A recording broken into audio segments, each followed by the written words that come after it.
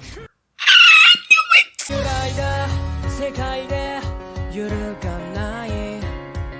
everyone, I'm going to react to Boku no Hero Academia Season 5, Episode 4, and last episode, Class 1A and 1B are facing each other. Shinso came back, and he's gonna be in the group that's gonna be facing Deku at one point. But right now he's facing Class 1, I think he's on the side of Class 1A, right? And he's facing Class 1B, and then he has this new outfit and something over his mouth that I'm thinking that he used to copy the other guy's voice to trick the other dude to speak to him so that he can control him or whatever. So cool. And then what else? They told us, was it in the same episode or the previous episode? I don't know. Hawks is undercover with the League of Villains, right? And yeah, so that's what happened last episode. And before we get into this one, if you guys have a reaction, please give it a thumbs up, subscribe, and please consider supporting me on Patreon at patreon.com/feelmini. And yeah, let's start this episode, and here we go.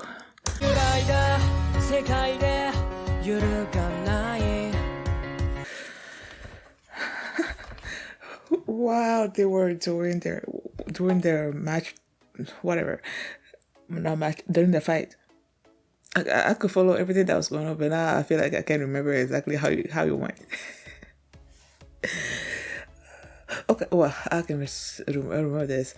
When he started using his the binding cloth or whatever that Aizawa wears, I'm like, I believe I said last episode that I feel like the fact that he has that all around him is that he was trained by Aizawa into using it. And yeah, he mentioned it, and then he used it here when the beast. Dang, that beast, yo. He is one strong student. Like when he started attacking him, just like bulldozing through everything. Like he knew where Shinso was, and then he just went after him, and then they came face to face. And then Shinso used the bounding club to pull that thing and drop it on his head, but that didn't do anything. Yeah.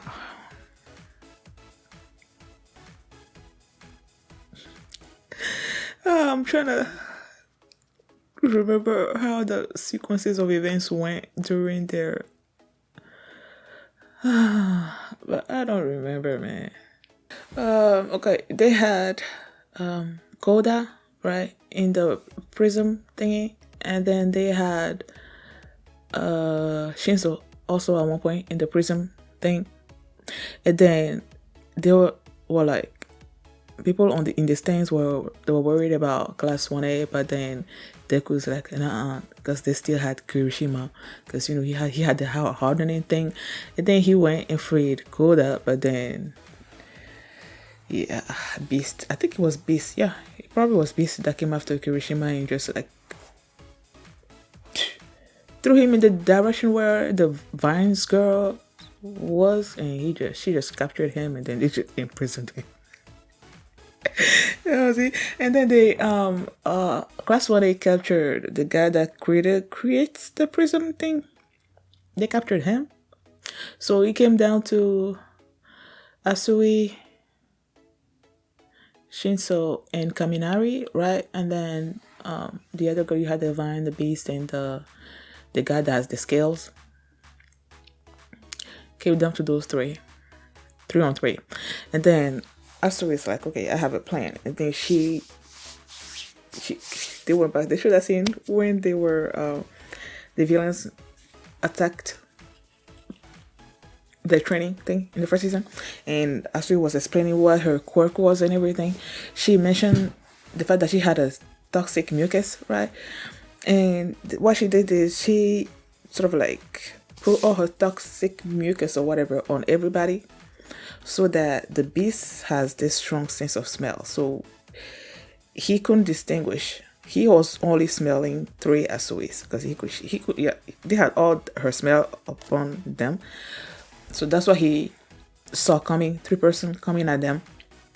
So they didn't know who was who.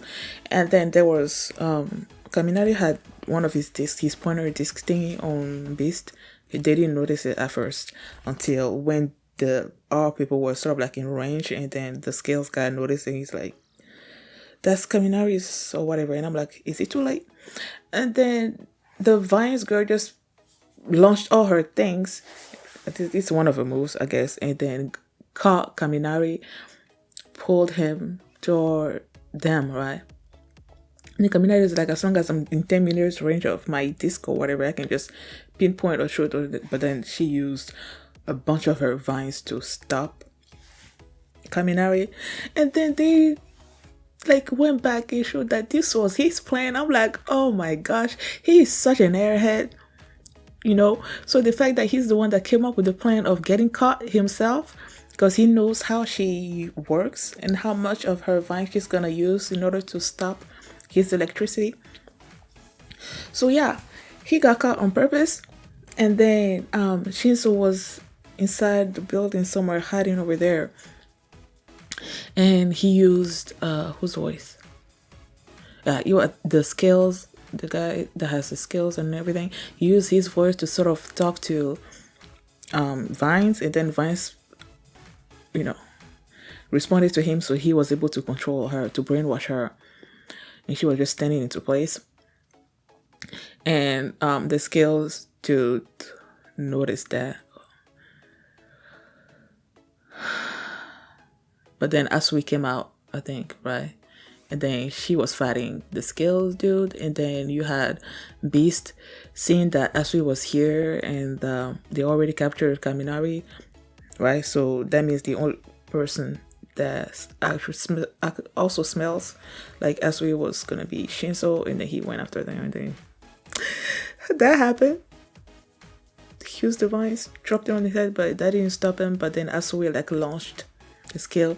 The guy was talking to him. It's like behind you something or other. I don't quite remember exactly what he said, but Beast thought that it was still Shinso trying to get him to respond to him, so he wasn't actually believing anything that the guy was saying until he called him Apocalypse Beast or something or other. And then because he called him that like that at first, and he said, like, that's not my name, that's not his hero name, his hero name is Jevaldon or something or other.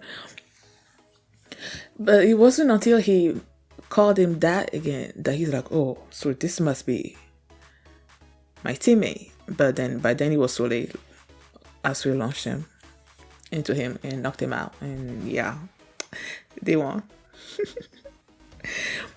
And I love that everybody was praising Shinso because of this.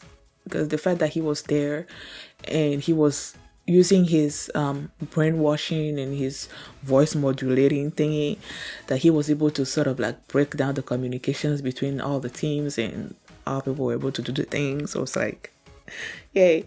But he's like, yeah, his thing is awesome and everything, but if it was just him facing other villains or whatever, he would have a harder time.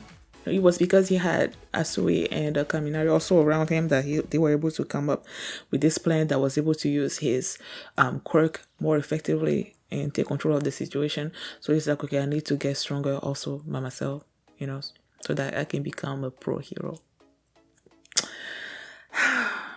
Seems like it's not really good in hand-to-hand fight combat, so maybe he needs to brush up on that more, so that when he comes face to face with another beast, he's able to do more than just drop something on Beast's head. I don't know, but I love this episode. I love the teamwork that happened between these three. And and then they talked a little bit more about how his quirk works, and he's like, he can, if he brainwashes you, he can get you to do stuff as long as it doesn't require you to think, and then he said that he can't brainwash multiple people at the same time because he needs to focus on the person that he's brainwashing. So if he's like brainwashing a bunch of people, his focus is gonna be like all over the place and it's not gonna work.